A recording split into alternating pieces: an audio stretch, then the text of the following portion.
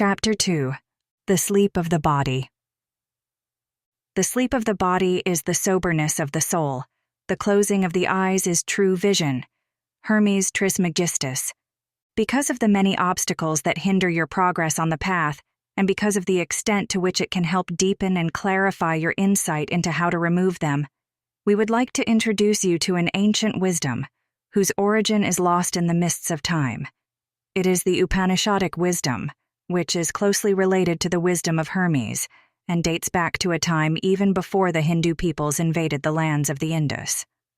The word Upanishad means the unveiling of hidden spiritual knowledge so that ignorance may be overcome. This implies that those who wish to read and understand the Upanishads need a key that will open up what is hid, den. And what else could this key be than the soul, the possession of a new soul quality? So the wisdom of the Upanishads is intended only for those who are standing on the path to soul birth and who seek to neutralize the obstacles they meet on the way. Here is a brief extract from one of the most powerful Upanishads. Having delighted himself in the waking state of the soul, and having seen good and evil, he hastens back to the point of entry and beginning, to the dream life. An eagle circles aloft until he becomes weary. Then he folds his wings and sinks down into his nest. Even so does the soul being hasten back to the state in which, asleep, he feeds desires no longer and sees no more dreams. The human being has veins called hits, gossamer fine as a hair divided 1,000-fold. These are filled with white and blue and yellow and green and red.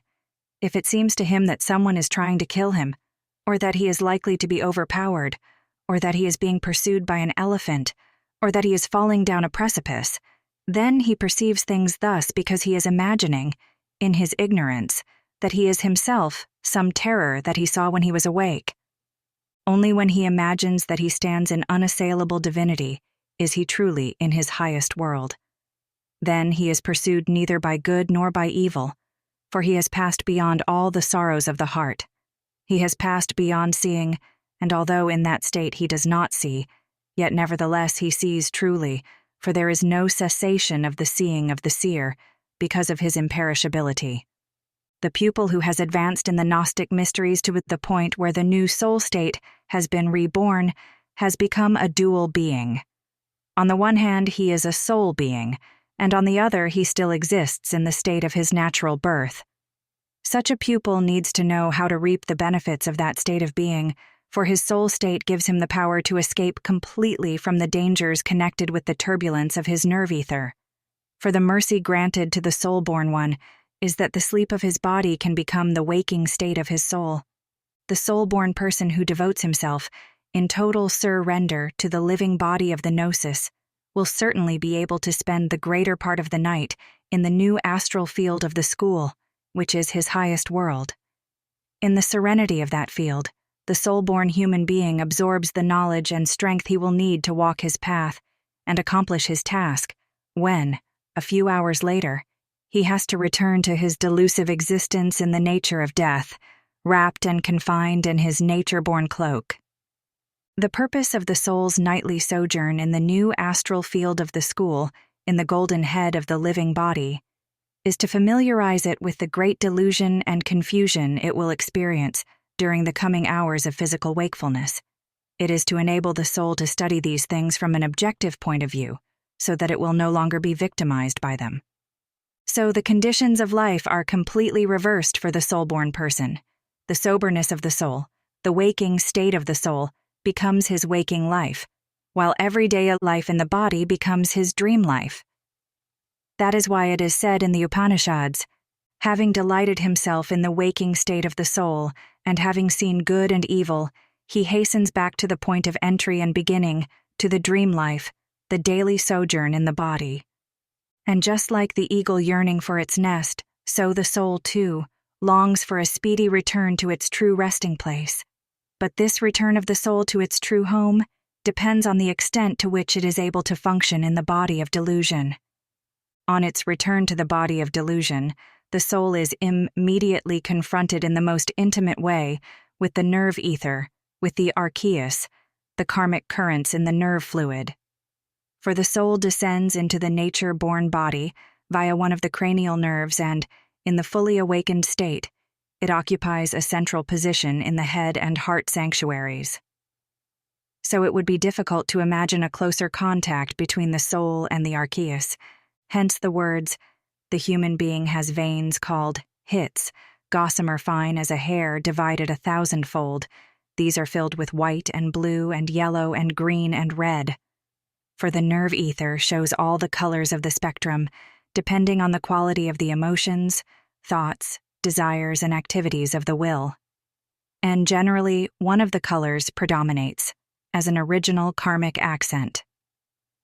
Into this sea of nerve ether, into this pool of the past, the soul descends every morning on waking. Is it any wonder, then, that people in whom the soul is weak or absent are completely at the mercy of their nerve ether?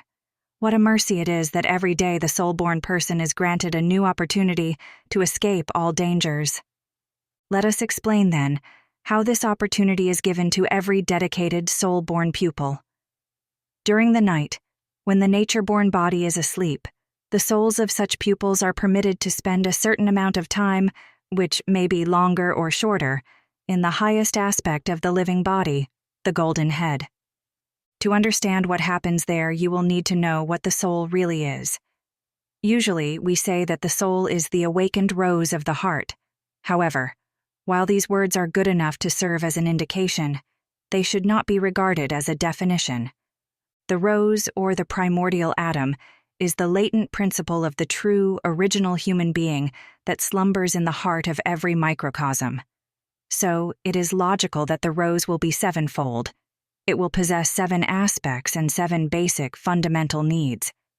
Hence, the living body of a Gnostic brotherhood, of a Gnostic mystery school, will also need to have 7 aspects, corresponding to the 7 material aspects of the soul world. Because if the rose is to bloom, it must be nourished in a 7-fold way.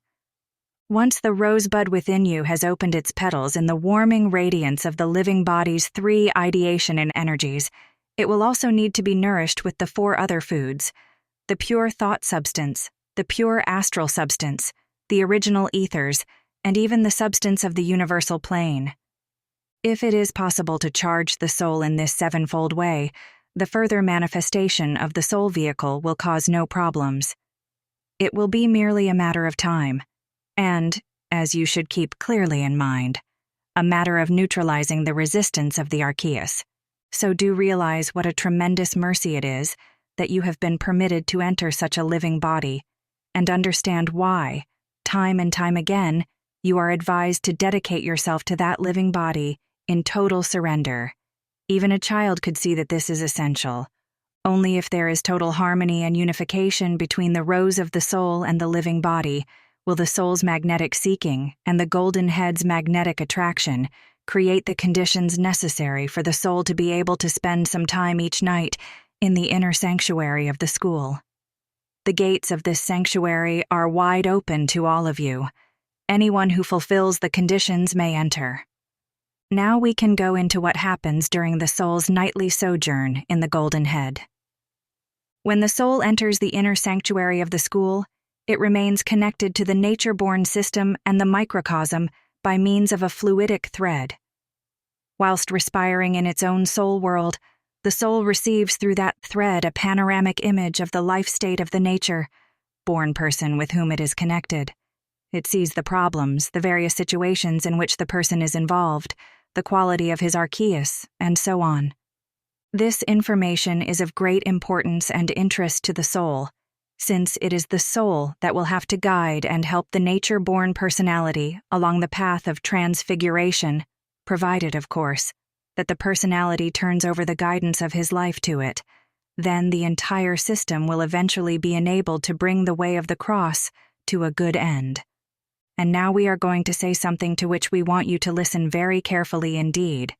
If the pupil has allowed the state of peace to fill his archeus, if he has descended into the silence, then the time will come when the soul can exercise a strong guidance over him, despite the fact that during daytime it lies immersed in his nature-born personality. The signature of mortal life is delusion, unreality, and it will keep on victimizing the pupil as long as his soul has not yet been set free. That is why the Upanishads talk about how it seems as if people try to kill him, or that he is being pursued by an elephant, or that he is falling down a precipice. He thinks he is awake, but in fact he is in a state of delusion, and that is why he imagines that he is undergoing all these terrors. But if a person lets himself be guided and prompted by the soul, he will go his way from the cradle to the grave, in the absolute conviction that nothing can happen to me without the will of my Heavenly Father, or to put it in the words of the Upanishads, I stand in unassailable divinity. Then, wherever he may find himself and whatever his predicament, he will always be living, quite literally, in the world of the liberating life. Then good and evil will follow him no more because he has risen above all the sorrows of the heart. He has overcome death, for there is no cessation of the seeing of the seer, because of the imperishability of the all-irradiating, all-pervading, all-conquering soul.